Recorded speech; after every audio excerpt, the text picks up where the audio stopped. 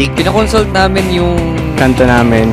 Narutunan namin yung ins and outs ng music industry, kung ano ginagawa, paano sila nagsimula. Yung bang parang huwag kang masyado magsayang ng time mo dun sa wala kang na-form na work. Mas nagkaroon kami ng idea kung paano namin siya mailalapat ng tama yung lyrics dun sa melody na ginagawa namin. Masaya siya. We got the chance to listen to some of their songs na binubuo. Sobrang excited kami. Magandang experience to for the finalist. Ito na yung nasa backdoor na kami ng music industry na sila Sir Siv. Kinakabahan kami dahil syempre pinarinig namin yung kanta namin.